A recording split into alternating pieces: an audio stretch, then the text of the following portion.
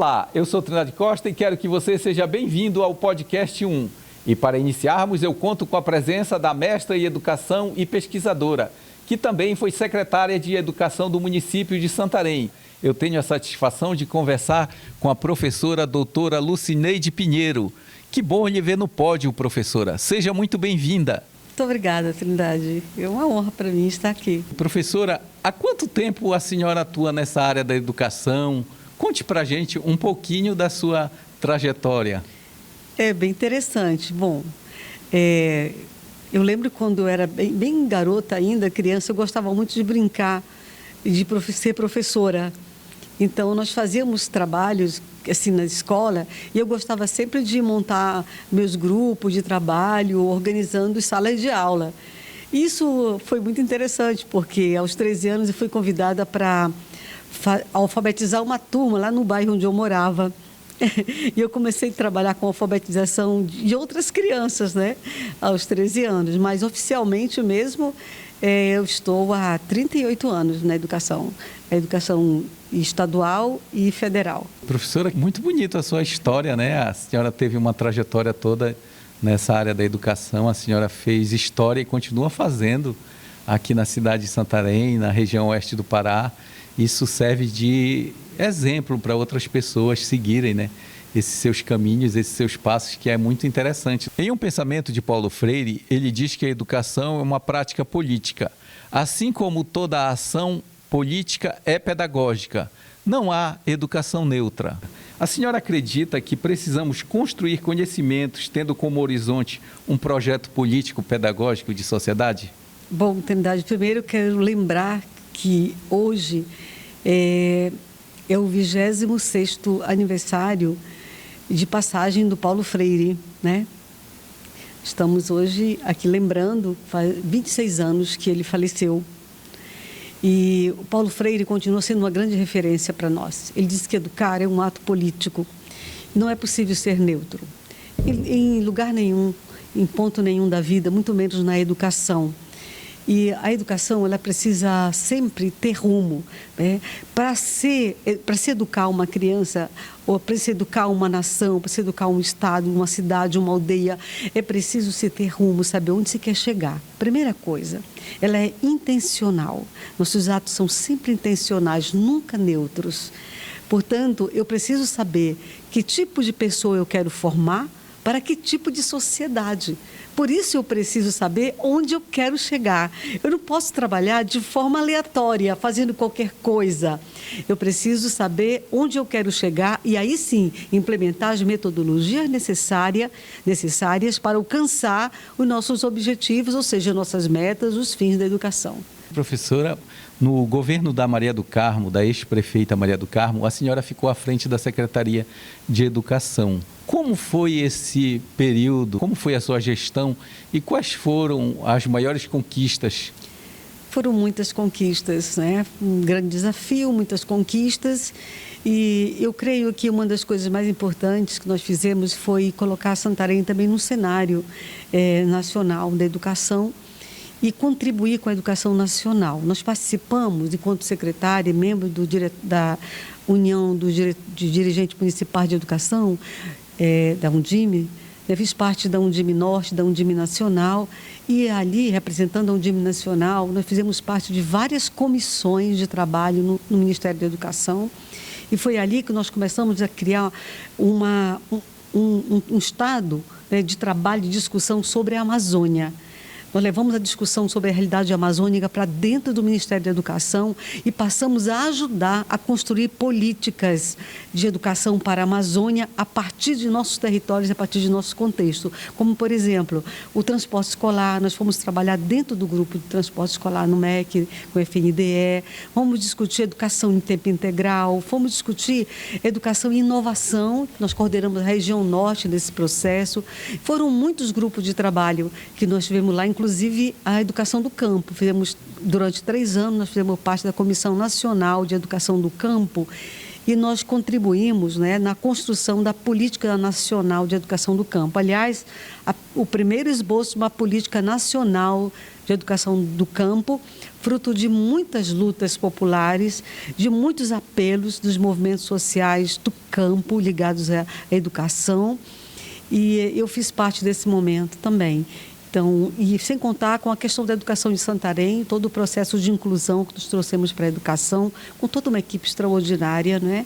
E com arte na escola, com a educação integral, chegando às escolas, em todos os lugares, fazer a educação chegar aonde não tinha chegado ainda, na perspectiva da humanização, como nas várzeas, né, a parte do campo, nas áreas mais distantes, a questão da alimentação escolar. Então, o nosso papel ali, eu entendia sempre, sim, e ainda continuo entendendo, é sempre a garantia de direito das crianças, né? Fazer chegar a elas o que era delas por direito. Então, essa foi a luta diária. Fazer chegar a cada criança, cada escola, nos lugares mais longes, a partir lá do Rio Maró, por exemplo, né? Fazer chegar lá o que era de direito para aquelas crianças. Então, essa foi a luta maior que nós tivemos. Professora, a senhora citou aí o apoio do MEC para que pudesse ser desenvolvida essas políticas educacionais dentro da sua gestão. A senhora teve essa contribuição do MEC. Teve um período que a senhora trabalhou no MEC ou foi convidada. Como que foi essa questão da sua relação de estar no MEC ou não? Eu trabalhei numa comissão sobre inovação e criatividade na educação, que até hoje ainda tenho essa ligação de trabalho com a Helena Singer, mas também eu fui convidada para assumir a diretoria de ensino fundamental, né? Diretoria de ensino fundamental no MEC, e nós até aceitamos naquele momento, a universidade já tinha feito minha sessão, infelizmente tive um problema familiar, né? Problema de saúde na família, e eu tive que retornar. E agora recebi um novo convite, né, no início desse ano, que foi para assumir a diretoria de educação integral, mas infelizmente eu também não pude aceitar, porque nós estamos com muitos compromissos na área da pesquisa e desenvolvendo trabalhos aqui na região. E eu quero muito me dedicar a isso agora. Eu gosto de fazer aquilo que eu estou fazendo, né? E não gosto de parar pela metade o que começo. E eu estou trabalhando hoje com um projeto que é formação de lideranças jovens. E eu estou me sentindo muito bem fazendo isso. Eu gosto muito de fazer esse trabalho com a juventude, junto com a universidade, mas também com o Instituto Moreiro Ecoamazônia. Nós estamos com uma parceria com a Ashoka, fazendo um trabalho aqui. Eu sou co-líder do território transformador do Tapajós, o primeiro território da Ashoka implementado aqui no Brasil, né? E foi aqui na Amazônia, já por toda a construção que nós já temos juntos, né, de trabalho e tudo mais. E começamos aqui, e o nosso território transformador do Tapajós, ele não foi só o pioneiro, ele continua sendo a referência nacional para os outros territórios. Nós continuamos avançando bastante. Os nossos jovens, meninos e meninas, vêm fazendo um trabalho extraordinário em nossas escolas, fazendo toda uma mobilização da juventude. O nosso objetivo é mobilizar 1% das juventudes de Santarém e também aqui do território do Tapajós, para que eles possam fazer parte, se sentir fazendo parte de um mundo de pessoas que transformam. É possível sempre fazer algo, né, em favor de um mundo melhor. E isso tem sido o nosso trabalho ultimamente, além de minhas aulas na universidade, pesquisas, né, que a gente vem desenvolvendo, meu trabalho na várzea, que eu amo, amo estar nos rios, com o povo dos rios, me sinto super em casa fazendo as pesquisas nessa área de várzea. E eu passei a amar muito, né, todo esse trabalho, e conhecer esse povo, para mim, foi uma das coisas mais incríveis que aconteceu na minha vida. Conviver com o povo da várzea, para mim, tem sido uma alegria sempre, porque eu aprendo muito com eles. A várzea tem sido um território muito deixado para lá, né? As pessoas pouco conhecem a realidade daquele povo. E, principalmente, os problemas que eles enfrentam devido às cheias e secas do rio, principalmente a questão da terra caída, terra crescida, que vem em função dessas cheias e secas. E esse povo é pouco assistido. Então, ouvir o que eles têm a dizer e aprender com eles, levar isso para a universidade, fazer com que nossos alunos possam percebê-los em seus como é esse território, perceber essa realidade e se dispor a contribuir com a busca de soluções, não tem preço para mim. Isso é algo muito importante. E, professora, esse trabalho que a senhora desenvolve aqui é de fundamental importância para a nossa região e para o Brasil, até mesmo porque é importante a senhora informar para os nossos dirigentes da educação do MEC como funciona a geografia da nossa região, né? De verdade. Que ela é totalmente diferente da outra realidade que eles vivem, né? Trindade, para entender melhor, eu comecei a fazer mapas.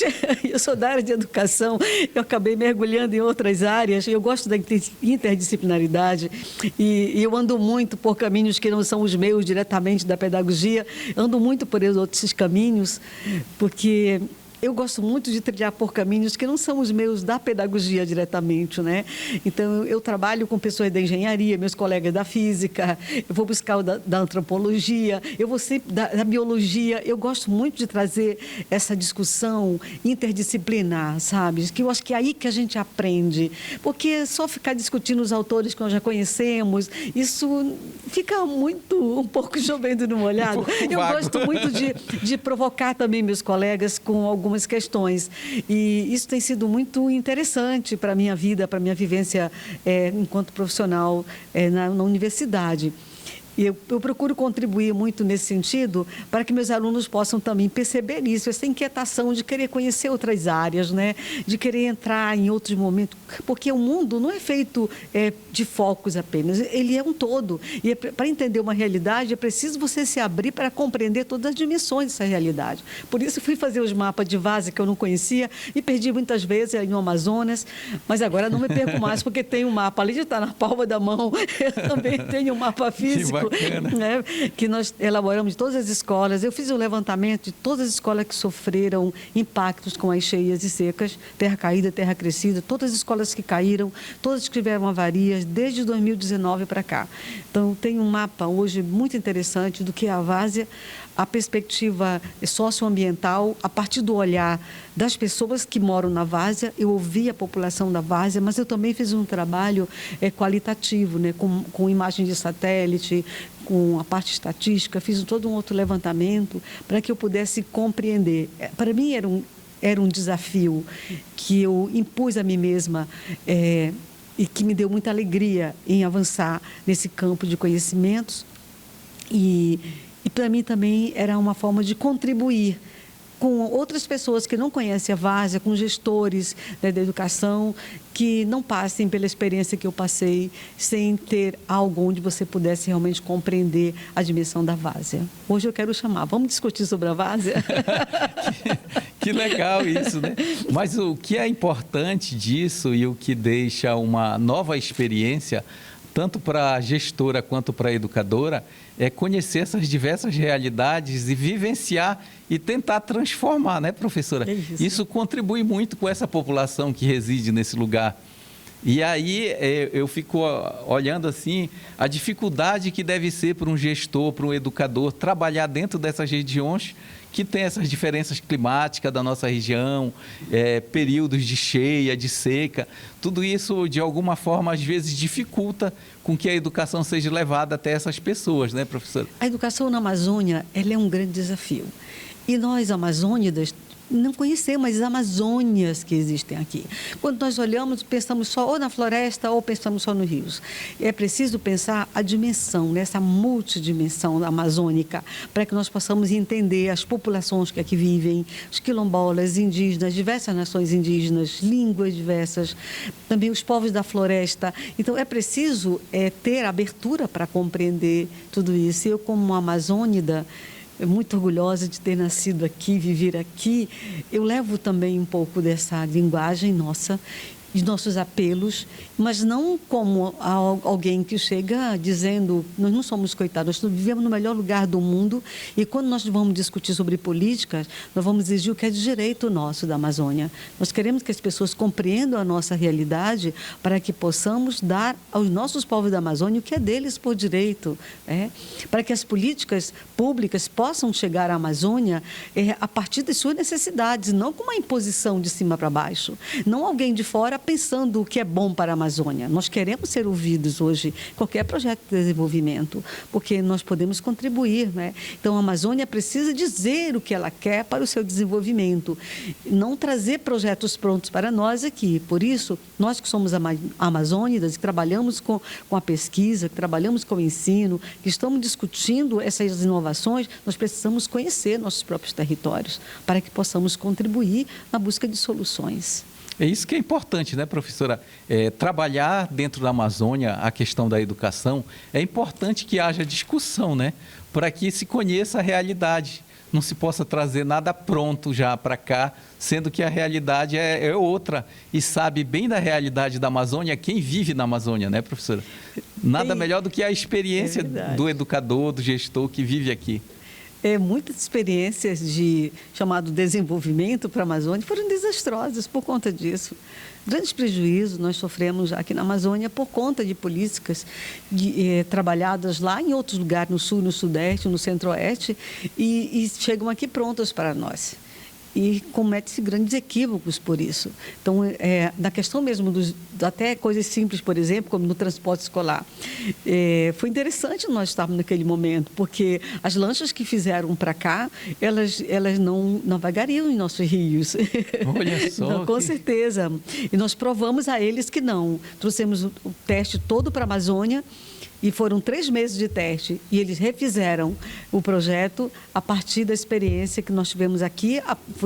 Começamos no Marajó, voltamos por Almerim, passamos pelas ilhas, Almerim, até Porto Velho, Santarém até Porto Velho.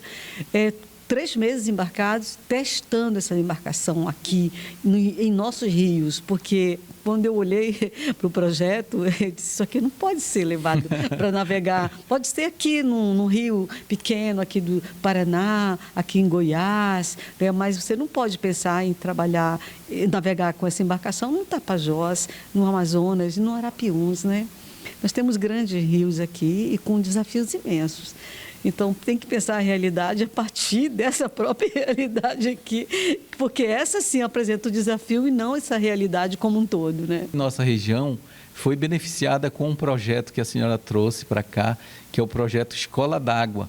De que forma essas pessoas que vivem nessas regiões foram beneficiadas e como é que esse projeto ele é desenvolvido na nossa região? Esse projeto Escola d'Água, o ARSchool, o Swarovski ARSchool, ele iniciou no ano 2000 na Áustria e ele está em 5 continentes hoje. Em muitas escolas, e sempre à margem dos grandes rios. Ele começou no Rio Danúbio, que é um rio importante para a Áustria, mas ele foi depois para o Rio Ganges, na Índia, ele foi para o Rio Nilo, na África, Rio Yangtze, na China, Mississippi, nos Estados Unidos, Rio Amazonas, no Brasil, né, que é na América Latina, e Rio Amazonas, que foi em Santarém que iniciou o projeto na América Latina, e ainda continua aqui em Santarém, e agora com um projeto também no Rio Purus.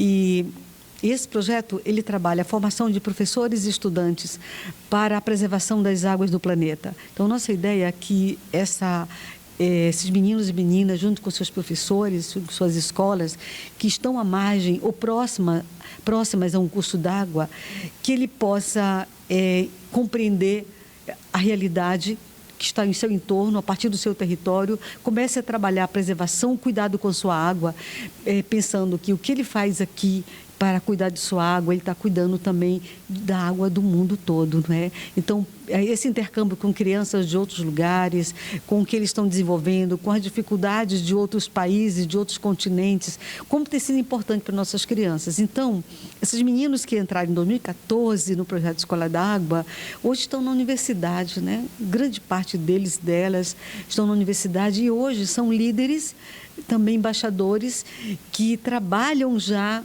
com outras crianças e nas escolas. Gerando novos frutos. Eles são embaixadores e educadores ambientais hoje. Olha, que legal. E muitos desses meninos e meninas estão fazendo curso na Universidade Federal do Oeste do Pará e no Instituto das Águas, discutindo sobre a questão das águas também, discutindo biologia. E eu fico super feliz porque são meninos quilombolas, indígenas, que estavam na periferia, e que ninguém estava olhando muito para eles, né? Eu fico feliz porque tem muito talento ali e eles estão hoje dando uma contribuição incrível, né? Sendo conferencistas, desenvolvendo trabalho já em todo o Brasil. Né? Estão sendo convidados já para fazer trabalhos com outros jovens, influenciando outros jovens de outros estados brasileiros. Isso é muito bom e continua influenciando aqui também. Né, professora? Muito gratificante. Trabalho interessante. Estamos com crianças novamente. Iniciamos agora em 10 escolas o projeto, numa nova etapa. Já estamos com crianças de 10, 11 anos também trabalhando sua formação, junto com seus professores, para serem embaixadores das águas. Professora, esse projeto Escola d'Água foi a primeira vez que ele foi implementado aqui em nossa região? No Brasil, na América Latina, ele começou aqui, né? Nós fizemos um projeto aqui com um grupo que veio de fora, de São Paulo, Rio de Janeiro, de Nova York. E nós montamos um grupo de trabalho de Rio de Janeiro e montamos um grupo de trabalho aqui em Santarém. Reunimos um pequeno grupo, montamos esse projeto e ele foi aprovado pela Swarovski dentro do programa que eles têm, né? Water School, isso, escolas d'água. E aí nós começamos a desenvolver em 2014 e a partir de 2017 ele passou a ser desenvolvido pelo Instituto Mureru Ecoamazônia aqui e agora ele está também em parceria com a Fundação Amazônia Sustentável. Então tem toda uma história bonita aí de construção, de parcerias e principalmente nas escolas. São mais de 80 escolas que já envolvidas no projeto, né? Que passaram por formação e nós também desenvolvemos tecnologias como os filtros que doamos para as escolas, as estações de lavagem das mãos, os escovódromos que nós instalamos nas escolas e várias outras tecnologias sociais como as fossas ecológicas e tudo mais, né? A gente vai fazendo várias coisas, filtros caseiros, como montar filtros assim em casa, né? Também quando não tem alternativas. E a formação, que é fundamental, a educação ambiental que vem junto com tudo isso, né? Que eu acho que é o mais importante, que é o que fica e vai mais longe. Olha, é um trabalho muito interessante, né? E que hoje em dia gerou novos frutos, né? Tem essas novas gerações que já são resultado desses projetos, né? Desse projeto que foi desenvolvido aqui. E aí, então, isso já está fazendo história também, né? No país, no mundo, né? Com essas outras pessoas que foram beneficiadas. Alguns anos atrás, a educadora Raquel Treiber esteve em Santarém. Ela falou, eu achei muito interessante, que a melhor forma de transformar as crianças em agentes ativos de transformação social é empoderá-las e fazer com que elas saibam que têm o poder de transformar. É uma das nossas colegas, companheiras que iniciou o projeto aqui, que ajudou na construção do projeto aqui em Santarém e que trabalhou com a metodologia desse projeto. A Raquel Treiber, ela que foi uma das pessoas que criou a Política Nacional de Educação Ambiental do Ministério da Educação. Eu achei um pensamento dela muito marcante sobre isso. Como conduzir e envolver as crianças dentro do projeto. A Raquel teve uma contribuição muito interessante. Ela trabalha no CEMADEM hoje, né? E coordena o CEMADEM Educação, lá em São José dos Campos. E nós continuamos dialogando muito. É uma amiga irmã e nós dialogamos sempre tudo, né? E também dentro dessa parte de contribuição das crianças e participação, também nós entramos para o campo da educomunicação, com o programa de rádio Rio de Saberes, né? E também com mais de 80 programas no Spotify hoje à disposição de quem quiser acompanhar também. E as crianças apresentando o programa, isso ajudou muito no desenvolvimento desses meninos e meninas. Eram crianças muito pequenas, mas com um potencial incrível. E essas crianças se reconheceram enquanto agente de transformação ali, né? E hoje tem toda uma história com vídeos, filmes, Water School, que foi um longa que a própria Swarovski fez, né, com todos os projetos que ela tem nos continentes. Santarém teve 15 minutos de participação nesse longa. E foi bem interessante contar essa história também, um pouco da várzea, né, e terra firme, como esse projeto acontecia aqui. E as crianças estão muito animadas sempre. Olha, que bacana. Desenvolvendo esse projeto. Sempre a contribuição deles é muito grande. Nós aprendemos muito com essas crianças. Que legal isso, ver essas crianças frutificando, né? E, professora, durante todo esse tempo que a senhora trabalha na educação, que a senhora contribui e continua contribuindo com a educação para transformar realidades em nossa região, quais foram os maiores desafios que a senhora enfrentou? Olha, Trindade, eu sempre penso que o maior desafio é aquele que a gente ainda não venceu, sabe? É o atual. Eu sempre penso como o maior desafio o que nós estamos fazendo agora. Eu vejo obstáculos como algo importante na vida, porque você aprende a superá-los, né? E por isso eu considero que o maior desafio é esse que está agora, né? É o que nos chama nesse momento, é o que nos traz para essa realidade, é o que nos chama a superar as dificuldades que existem ao nosso redor. Então, sempre eu vejo como sendo esse o maior desafio. Porque quando nós olhamos para aqueles que pareciam tão grandes, nós olhamos hoje e falamos, puxa, como conseguimos superar, né? Então, eles já não existem mais. O que existe é isso que nós temos agora, que é mobilizar a sociedade para os problemas ambientais que estão aqui hoje, para discutir nosso rio, nossas florestas, envolver nossas crianças, nossos educadores, pais e mães, em toda essa discussão, nesse pensamento, porque nós estamos no paraíso aqui que é a Amazônia, mas nós precisamos cuidar de nossos espaços, de nossa casa comum, e é preciso sempre avançar nesse cuidado a cada dia. E a educação é o ponto fundamental. E nossas gerações passadas foram muito prejudicadas, né, na questão de educação, porque eles não compreendiam essa realidade. Hoje nós não podemos mais alegar ignorância. Nós sabemos do risco que é contaminar um rio, nós sabemos do risco que é secar uma nascente, nós sabemos do risco que é destruir a floresta, nós sabemos que traz risco não só para a nossa comunidade, não é um risco imediato de problemas que vão acontecer nesse instante, mas são problemas que continuarão acontecendo sempre a partir de algo errado que nós estamos fazendo agora, né? Ou da nossa omissão. Às vezes é uma ação e às vezes também nossa omissão.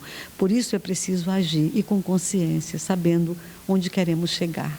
Professora, para finalizarmos, eu gostaria que a senhora deixasse uma mensagem sobre a importância da educação ambiental aqui na Amazônia. Ele é fundamental para todos nós. Eu penso que um dos principais desafios hoje para os pais em casa, para os professores na escola, é trazer essa preocupação, né, com o nosso meio ambiente. O que nós estamos fazendo e pensar o que vamos fazer em nossas escolas, como vamos trabalhar a educação para a preservação da vida no planeta. Não pensar só no nosso território, mas começar a partir do nosso território.